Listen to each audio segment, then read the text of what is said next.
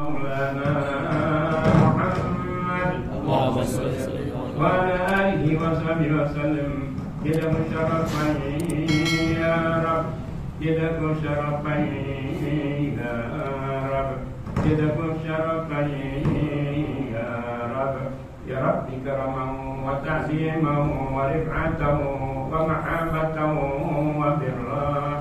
ورضي الله تبارك وتعالى عن ذوي البحر العليم والقدر الجليل ساداتنا وأئمتنا وموالينا أبي بكر وعمر وعثمان وعلي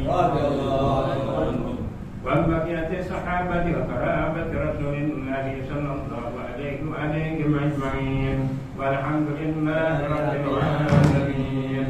يا ربي في المصطفى بدل مقاصدنا، يا ربي في المصطفى بدل مقاصدنا، واغفر لنا ما مضى يا واسع الكرم، يا ربي واغفر لنا ما مضى يا واسع الكرم. يا ربي في المصطفى بدل مقاصدنا، يا ربي في المصطفى بدل مقاصدنا، واغفر لنا ما مضى يا واسع الكرم. اغفر لنا ما مضى يا واسع الكرم. الحسن ثم الحسين للنبي قرة العين، الحسن ثم الحسين للنبي قرة العين.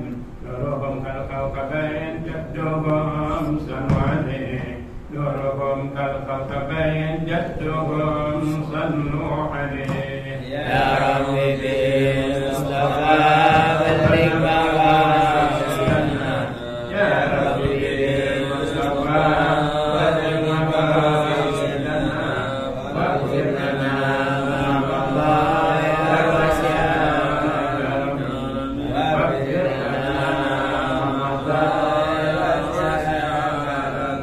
كلكم صلوا عليه صلوات الله عليه، كلكم صلوا عليه صلوات الله عليه. وينال البركات كل من صلى عليه، وينال البركات كل من صلى عليه. يا ربي بالمصطفى بلغ مقاصدنا، يا ربي بالمصطفى بلغ مقاصدنا، واغفر لنا ما مضى يا واسع الكرم، واغفر لنا ما مضى يا واسع الكرم. اللهم صل وسلم وبارك عليه وعلى آله. بسم الله الرحمن الرحيم. نويت التعلم والتعليم والتذكر والتذكير والنفع والانتفاع والإفادة والاستفادة والحث على التمسك بكتاب الله وسنة رسول الله والدعاء إلى الهدى والدلالة على الخير ابتغاء وجه الله ومرضاته وقربه وثوابه. وصلى الله على سيدنا محمد وعلى آله وصحبه وسلم. الحمد لله رب العالمين. بسم الله الرحمن الرحيم. السلام عليكم ورحمة الله وبركاته. وعليكم السلام ورحمة الله وبركاته. الحمد لله والصلاة والسلام على رسول الله سيدنا محمد بن عبد الله وعلى آله وصحبه ومن والاه، ولا حول ولا قوة إلا بالله. سبحانك يا الله، سبحانك لا علم لنا إلا ما علمتنا، إنك أنت العليم الحكيم. ربنا زدنا علما وارزقنا فهما وافتح لنا فتوح العارفين وفقهنا في الدين وعلمنا التأويل واهدنا إلى سواء السبيل وارزقنا فهم النبيين وحفظ المرسلين وسرعة إلهام ملائكة المقربين. اللهم أغننا بالعلم وزينا بالحلم وأكرمنا بالتقوى وجملنا بالعافية يا أرحم الراحمين. أما بعد, alhamdulillah, puji syukur kehadirat Allah Subhanahu wa ta'ala atas segala nikmat yang diberikan kepada kita yang tidak bisa kita hitung jumlahnya, terkhusus nikmat Islam, nikmat iman, nikmat panjang umur, sehat walafiat, nikmat bisa kembali berkumpul bersama di majelis Darul Mustafa ini dalam rangka belajar mengajar, mengambil faedah, mengambil manfaat, memberi manfaat karena Allah, mengharapkan semata-mata ridhonya dan pahala yang dijanjikan oleh Allah bagi penuntut ilmu di hari kemudian. InsyaAllah kita tergolong orang-orang yang beruntung baik di dunia maupun di akhirat. Amin ya rabbal alamin. Salawat dan salam tak lupa kita haturkan kepada junjungan kita Nabi besar Muhammad sallallahu alaihi wa alihi wasallam, Nabiur Rahmah, Nabi yang keberadaannya di tengah-tengah kita merupakan nikmat terbesar di sisi samping nikmat Islam dan iman, nikmat yang patut kita syukuri, nikmat yang gak bakal dan tidak mungkin kita bisa balas budinya. Ya, kita mengharapkan perhatiannya, ridhonya, begitu juga pandangannya yang penuh dengan rahmat baik di dunia maupun di akhirat.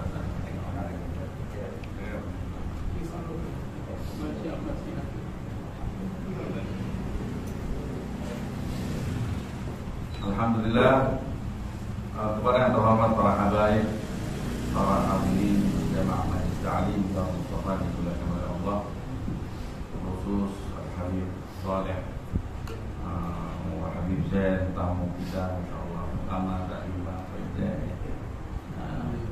atas ahlan wa sahlan bikum jami'an ya, dan para habaib lainnya. Mohon maaf tidak alfabet semuanya satu-satu, namun tidak mengurangi rasa hormat dan ta'zim kita serta kecintaan kita kepada beliau-beliau, para hadirin yang dimuliakan oleh Allah semuanya. InsyaAllah kita dipanjangkan umur, disayangkan badan, dimurahkan rezeki, digampangkan segala urusan serta diluruskan segala hajat dunia maupun akhirat. Amin ya rabbal alamin.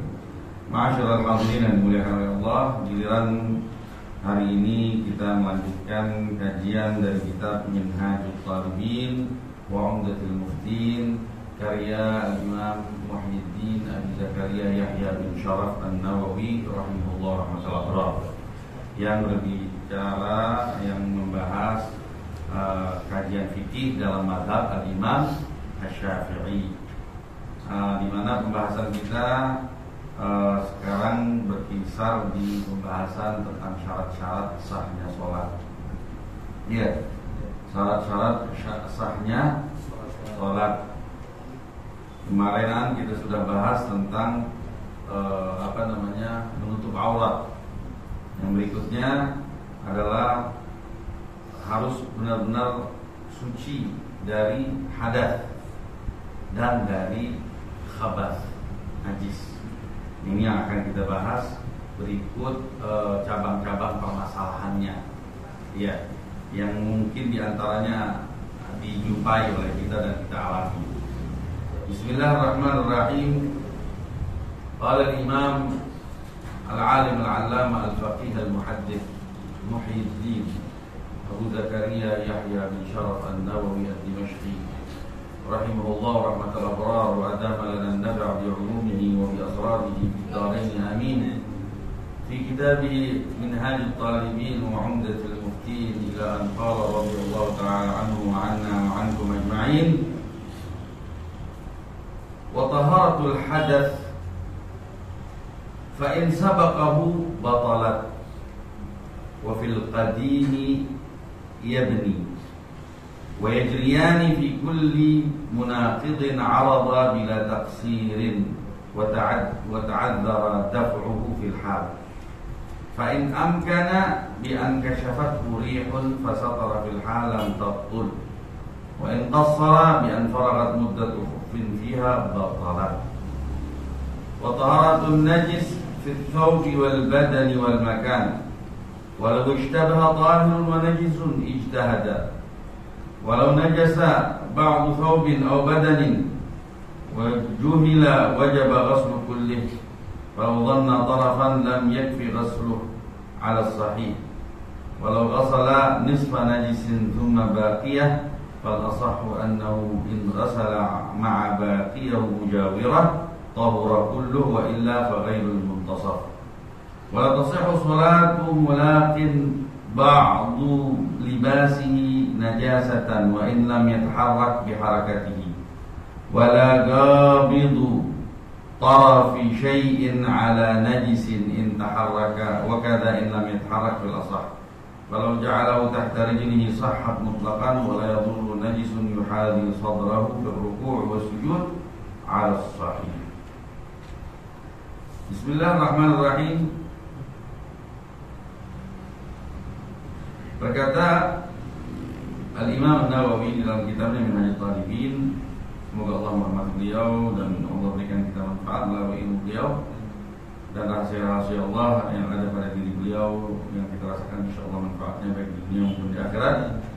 Dalam kitabnya Minhajul Talibin beliau berkata wa taharatul hadath fa in sabaqahu batalat wa fil qadim yabni.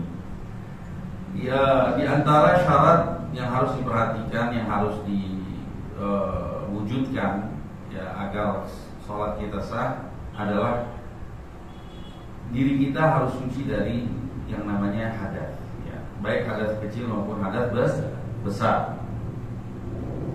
Sudah berlalu kajian bagaimana cara menghilangkan hadas kecil maupun besar di bab fasal wudu di kitab Taharah, fasal wudu, fasal mandi wajib dan lain sebagainya.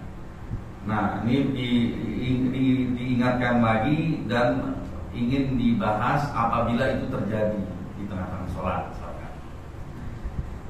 Kalau memang kita sudah tahu, sekarang fa'in sabaqahu batalat. Apabila di tengah sholat, yang jelas apabila seseorang tersebut dia mampu untuk bersuci, ada air, dia ada segala alat-alat bersuci, tapi dia di saat dia ihram, padahal dia mampu bersuci tapi tidak berihram dalam keadaan suci, maka sholatnya enggak begitu, enggak sah artinya. Dia. Nah, tapi kalau dia takbiratul ihram dalam keadaan suci, di tengah-tengah sholat sabaqahu ya, dia kemudian berhadas. Nah, kita lihat dulu. Fa in sabaqahu, apabila hadas itu terjadi dalam keadaan tidak sengaja, ya.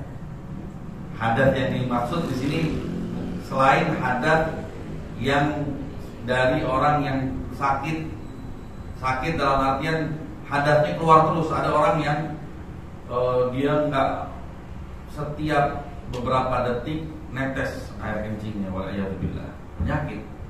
Jadi dia enggak punya waktu yang cukup di situ dia lakukan sholat dan dia bersih dari hadas. Ya, hadasnya daim, selalu. Nah, ini pembahasan bukan di situ. Nah, apabila hadas yang bukan daim ini tiba-tiba terjadi ya pada dirinya dalam keadaan tidak sengaja, ya batalat sholat walaupun nggak sengaja.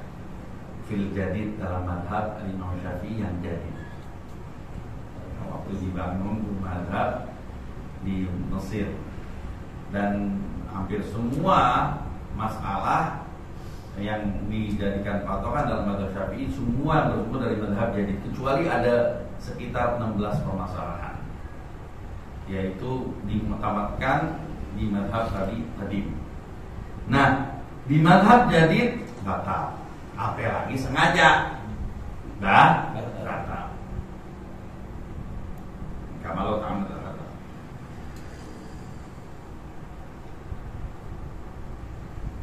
Nah, begitu juga orang yang faqidut tahurain. Faqidut tahurain, orang yang enggak nggak menemukan air, nggak menemukan pasir tanah. Dia hidup di bawah tanah, di penjara yang terbuat dari besi. Nggak ada pasir, nggak ada, debu nggak ada, nggak ada air. Gimana? Sholat dalam keadaan berhadas. Namanya sholat faqidut tahurain. Sholatnya orang yang tidak menjumpai dua perkara bersuci, itu air dan tanah. Menghormati waktu, dihormati waktu. Tapi nanti kalau punya kesempatan lagi untuk sholat dengan menemukan media-media bersuci, ya digodok sholat yang faqidut tahurain. Nah tapi kalau faqidut tahurain dia sholat, terus dia kentut, lah kan dia mau gimana? Batal kan? Di tengah-tengah sholat dia kentut. Hah? Kan dia emang dia emang apa namanya? Ada hadat nih. Terus aja. Nah, kan ada hadatnya. Ada khilaf. Ada khilaf. Zahirnya kalau dilihat dari apa yang dikatakan oleh musannif, in sabaqahu hadat, berarti ada hadat baru batal. Tapi kan ini udah ada hadatnya, berarti nggak batal. Dan ini Al-Imam Al-Asnawi mengambil pendapat ini. Tapi zahir kalam al-ashab Syafi'i secara umum, kalau dilihat dari zahir pembicaraannya nggak ada bedanya. Yang jelas ya masa iya udah hadat, pakai nggak bisa nahan dikentut di mana? Ikan malu, ya ada ikan lagi pak. Idza aqbala al-musalli ila al-qiblah, Allahu muqbilu bi wajhihi wa kama qala. Istilahnya Allah dia lagi menghadap Allah. Kurang ajar dikentut ibaratkan. Jadi tetap zahir kalam al-ashab batal. Iya, zahir kalam al-ashab batal walaupun faqidut tahurain. Nah terus wafil gadim. Nah, di mazhab gadim itu apabila dia berhadas dalam keadaan tidak sengaja, dia sholatnya nggak batal. Artinya sholat batal, tapi tetap dia harus wudu. Artinya dia harus dipaus dulu sholatnya. Dia sholat, di wudu, terus dia balik lagi, dia terusin. Misalnya dia udah 2 rakaat, dia berhentinya di ruku, ya harus diterusin dari ruku. Itu mazhab gadim seperti itu. Iya. Wafil gadim yabni. Ya. Jadi wafil gadim bahkan di dalam kitab Al-Imla, ya. Dan itu kitab Al-Imla dalam mazhab gadim. Ya, itu pun sama seperti apa di takrir di mazhab gadim. Itu yabni ala salati li'udrihi bisabab, karena dia udzur. Ya, dia nggak tahan atau nggak memang udah loncel orang tua nggak bisa nahan. Nah itu katanya apabila hadat, walaupun hadatnya hadat besar, ya dia mandi dulu, terus habis itu dia diterusin. Dasarnya apa? Hadis. Walaupun hadis ini dhaif, ya berdasarkan kesepakatan para ulama ahli hadis, berdasarkan hadis sebagaimana diterangkan di dalam kitab Al-Majmu'-nya Imam Nawawi. Imam Nawawi orang ahli hadis. Di hadis, jadi dia tahu dasar hadis yang mana sahih dan mana yang dhaif dalam membangun suatu hukum. Ya. Nah, kalau memang kita mengambil pendapat ini misalkan, berarti kita jangan lama-lama, ada syaratnya. Ya enggak? Wudu langsung segera wudu, jangan leha-leha dulu. Ya. Wajib dia yuqallil zaman wal af'al, juga jangan banyak gerak kecuali gerakan yang memang yang dibutuhkan aja. Iya. Terus dan juga nggak mesti terburu-buru berlebihan melampaui batas wajar gitu.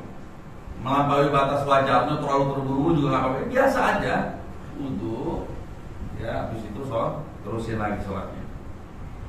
Nah, tapi makanya akhirnya ulama bilang begini, andaikan di dalam masjid ada 2 pintu, yang satu pintu lagi dekat kamar mandi, satu lagi pintu mau kamar mandi mesti muter dulu misalkan. Dia pilihnya pintu yang jauh, batal sholatnya.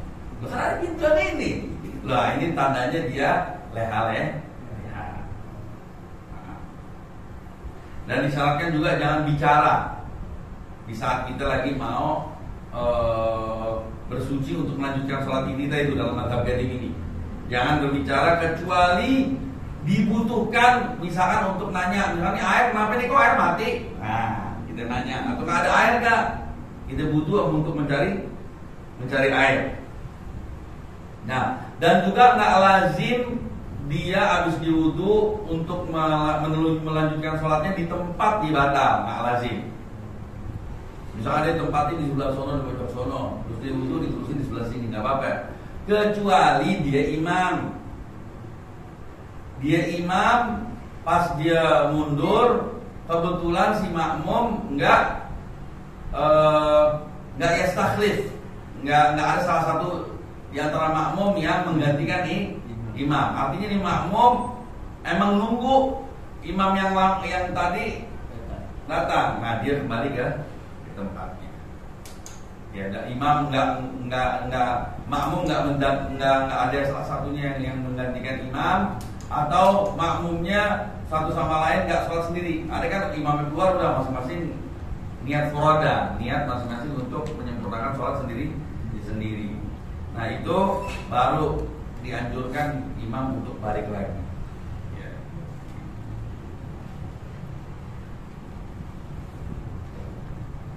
Atau makmum yang batal, dia masih mau mengharapkan berjamaah, jamaah cuma satu-satunya, dan tempat nggak ada kecuali itu, misalkan di sholat terakhir. Nah, juga dianjurkan untuk duduk balik di tempatnya yang semula. Kenapa? Kan masih ada ruang lain tempat di masjid kan masih lebar katanya. Kenapa harus di situ? Dikatakan sholat sendirian di shaf itu makruh. Jadi dia masuk ke dalam shaf.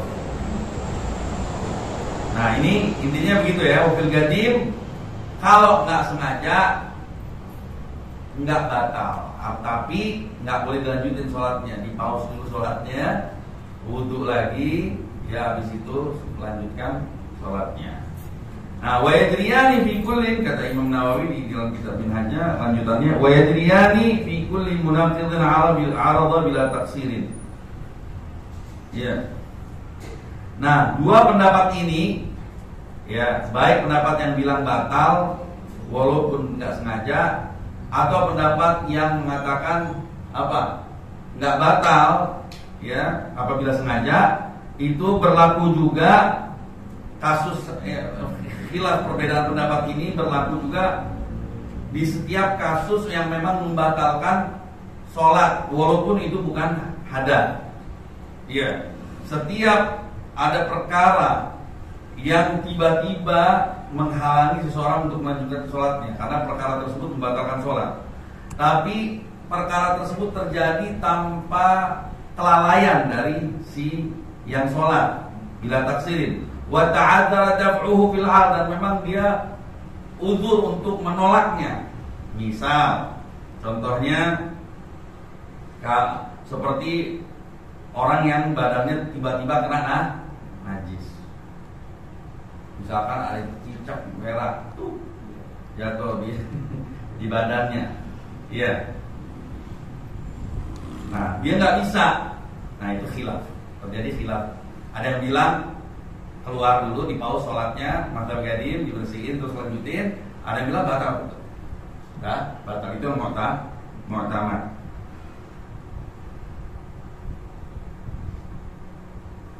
Atau angin menerbangkan pakaiannya dia yang menutup auratnya, dibawa jauh. Nah, ini juga berlaku dua khilaf ini. Nah, menurut pendapat mu'tamad batal walaupun nggak sengaja, angin yang tiup, atau nggak anak bayi yang dari mumayyiz narik kain bapaknya, berarakan. Nah, tapi nanti khusus untuk aurat ada pengecualian.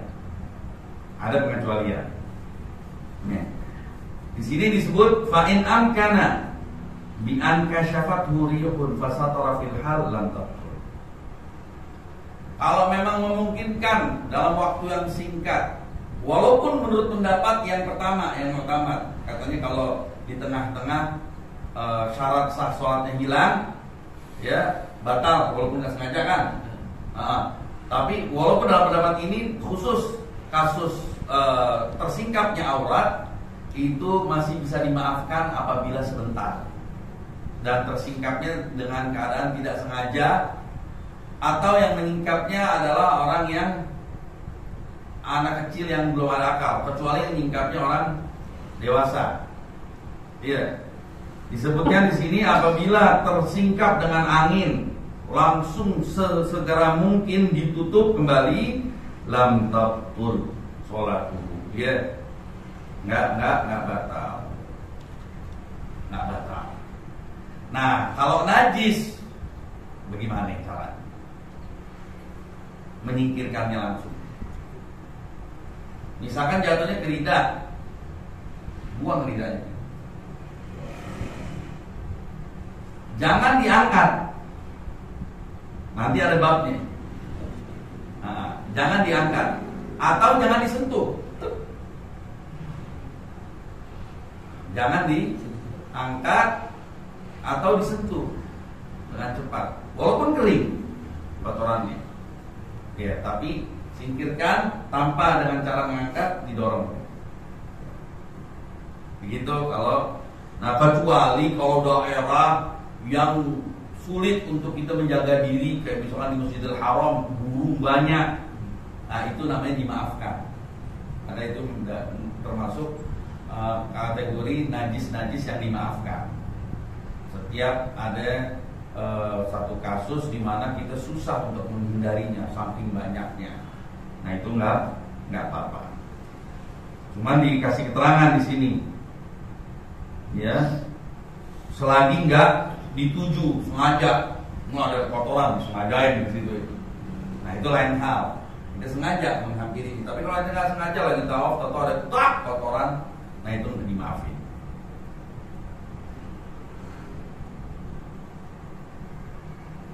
Wa in qassara bi an faragat muddatu khuffin fiha batalat. Nah, apabila dia lalai, enggak segera diselesaikan masalah yang dihadapi, bersingkap aurat, atau di sini dicontohkan apabila masa dibolehkannya dia pakai khuf sudah terhenti. Pembahasan tentang menggunakan khuf, sepatu yang kayak semacam kaos kaki, tapi bukan kaos kaki, sepatu kulit, ya, atau kaos kaki kulit lah. Di musim-musim dingin, ya, itu biasanya orang pakai gituan, nggak mau lepas sepatu kulit gitu, sepatu kulit atau nggak bahasanya kaos kaki kulit lah. Dengan persyaratannya sudah berlalu, kita lagi bahas di bab tentang wudu. Jadi kita wudu apabila kita mengusap kaki kita di di sepatu tersebut sebagai ganti cucian untuk kaki, itu boleh dengan persyaratannya sudah berlalu. Nah, artinya sebagai contoh misalkan begini, ya enggak? Di antara contohnya kita harus pakai dalam keadaan suci. Ya, misalkan kita dalam keadaan suci, nah, terus kita pakai tuh sepatu dengan persyaratannya, sepatunya harus nggak boleh masuk air, kalau disiram ke bagian selain atasnya, terus kuat di bawah jalan, ya. Nah, udah dengan persyaratannya. Nah, kalau misalkan kita mukim diberi rukhsah selama 24 jam aja kita menggunakan itu. Habis itu harus dilepas, dipasang lagi, atau dilepas wudu terus pasang lagi, ya kan? Nah, berarti kan ada jarak waktunya 24 jam. 24 jam. 24 jam begini. Kita pakai tuh, kita bersuci, kita pakai sepatu. Nah, di tengah-tengah kita pakai sepatu, tahu kita hadas. Nah, di situ kita boleh wudu sempurna, pas di kaki cuma diusap di sepatunya aja. Nah, tapi melakukan hal ini hanya 24 jam apabila semukim. Tapi kalau musafir diperbolehkan sampai 3 hari. Nah, berarti kan ada jangka waktunya diperbolehkan itu, ya kan? Nah, kalau ternyata dia sholat, waktu 24 jamnya sudah berlalu, tinggal beberapa detik, terus dia sholat pakai khuf, di tengah sholat waktu khufnya selesai, batal gitu. Maka ini lalai. Kenapa lo mulai di saat waktu khuf sudah selesai? Kenapa? Kalau emang dia ternyata belum batal, dia cuma dianjurkan untuk memperpanjang waktu diperbolehkan dipakai khuf, lepas kakinya, cuci kaki doang, terus pakai lagi. Karena kecuali kalau dia emang udah batal, harus wudu secara sempurna sama kaki-kakinya. Udah berlalu tuh pembahasan. Ya artinya begini, di dalam ini dikasih contoh nih oleh Imam Nawawi. Ini juga termasuk perkara yang membatalkan sholat apabila terjadi di tengah sholat dan nggak bisa dilakukan, ya, karena ada kelalaian. Nah, apabila orang lalai pas sholat, gambarannya bi anfarat muddatu khufin fiha, gambarannya seperti halnya orang yang lagi di tengah-tengah sholat, selesai waktu diberi izinnya dia menggunakan khuf. Nah, batalan sholatnya karena lalai. Kecuali tidak lalai dengan contoh-contoh yang tadi kayak singkat angin dan lain sebagainya. Kalau bisa diselesaikan secepat mungkin, nggak masalah, nggak batal. Wa taharatun najis fi thawb wal badan wal makan. Juga syarat yang berikutnya, ya, itu kita harus bersih dari najis, baik pakaian kita, badan kita, maupun tempat di mana kita gunakan untuk sholat. Ya, Allah Subhanahu Wa Taala berfirman, "Wa thiyabaka fatahhir." Maksudnya ke sholat, karena kewajiban mensucikan baju, ya, nggak ada gambarannya kecuali di sholat. Iya. Dan harus bersih juga walaupun di dalam hidung, dalam mulutnya. Ya, dalam mulut itu harus suci juga. Walaupun itu nggak diwajibkan kalau wudu untuk sampai ke situ. Iya kan? Kenapa? Karena perkara najis lebih berat dari perkara ada. Ya, perkara najis lebih berat dari perkara ada. Misalnya orang yang habis mimisan, jadi harus bersih dulu tuh isi dalamnya. Jadi dengan cara istinsyak, keluarin semuanya.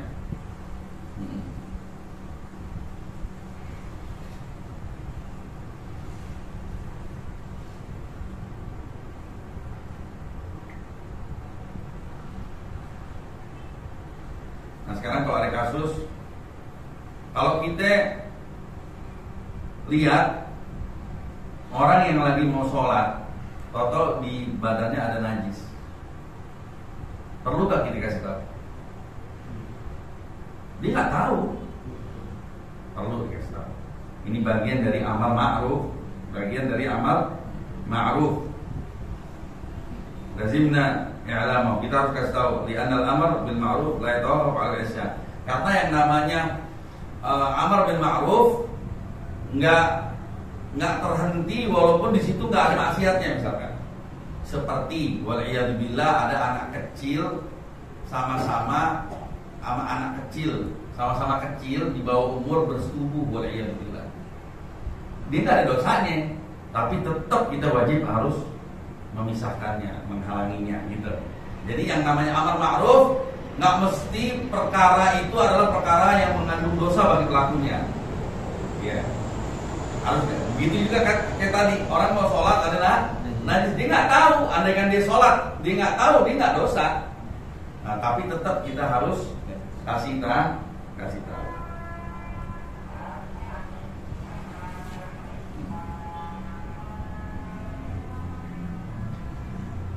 Walau ishtabaha tahirun wa najisun ishtahada. Nah, apabila ada dua baju, ya, atau dua tempat, ya, untuk kita sholat, salah satunya yakin suci, salah satunya yakin najis, tapi nggak tahu yang mana. Nah, di sini kita harus berijtihad. Sebagaimana kita sudah berlalu di di bab tentang awani, tentang wadah buat wudu, sudah berlalu.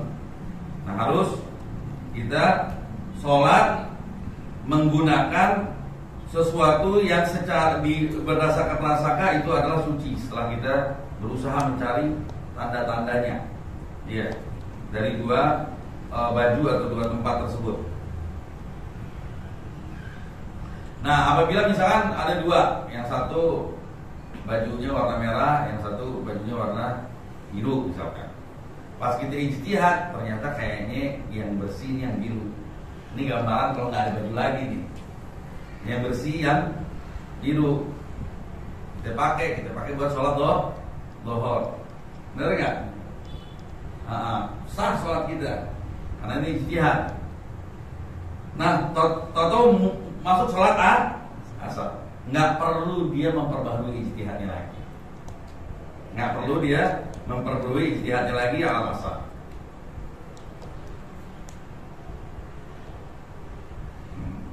Beda sama yang perkara air.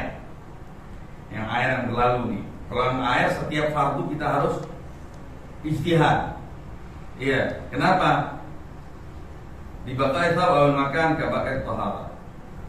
Nah, karena yang namanya kita wudu kan kita habis hilang kesucian kita. Ada kita pengen bersuci perkara baru. Tapi kalau baju kan dia juga sama seperti halnya sucinya masih ada.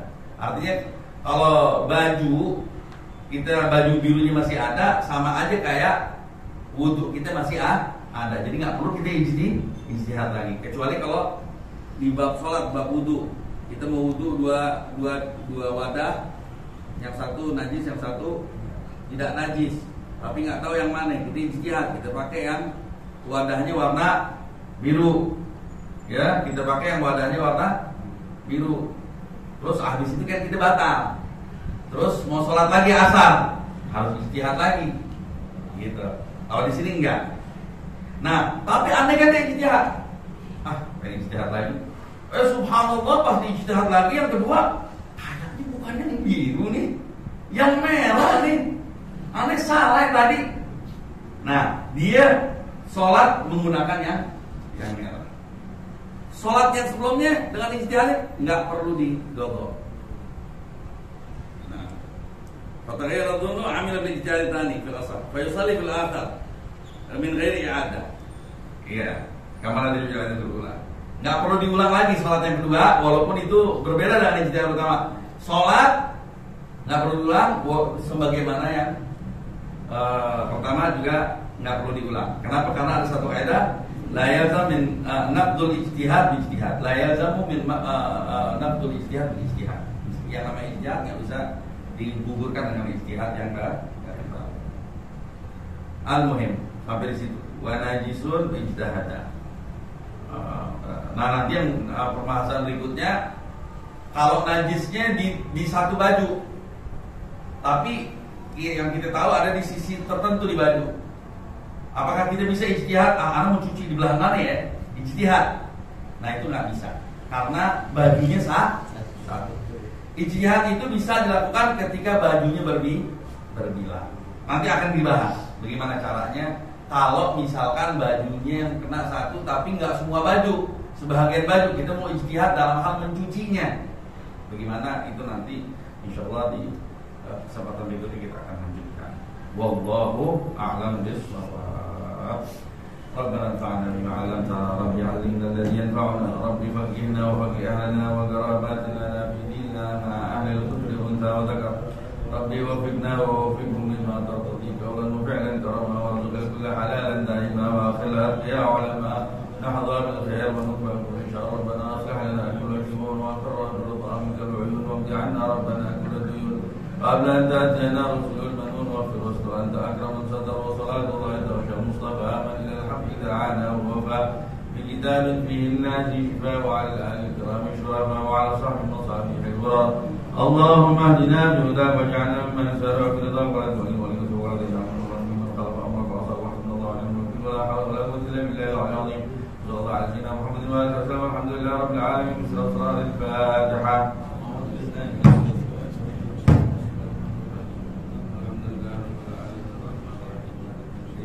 إياك نعبد وإياك نستعين اهدنا الصراط المستقيم صراط الذين أنعمت عليهم غير المغضوب عليهم ولا الضالين. يا ربنا ضربنا لأننا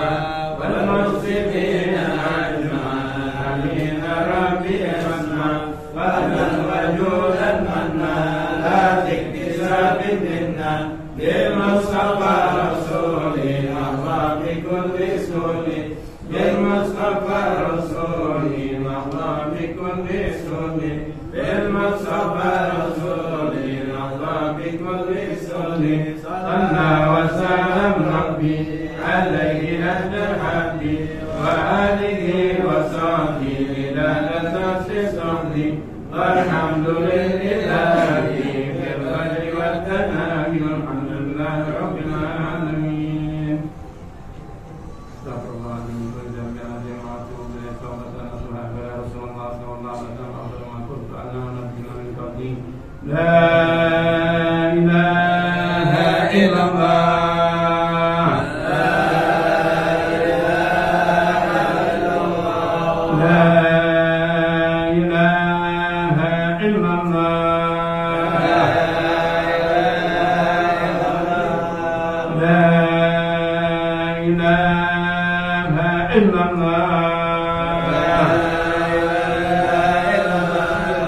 محمد رسول الله اللهم صل على سيدنا ونحيي وحيينا ونموت ولا نبعث ان شاء الله تعالى من الامنين برحمتك يا ارحم الراحمين برحمتك يا ارحم الراحمين برحمتك يا ارحم الراحمين دعواهم بأحسن قولنا تحية بها سلام والحمد لله رب العالمين.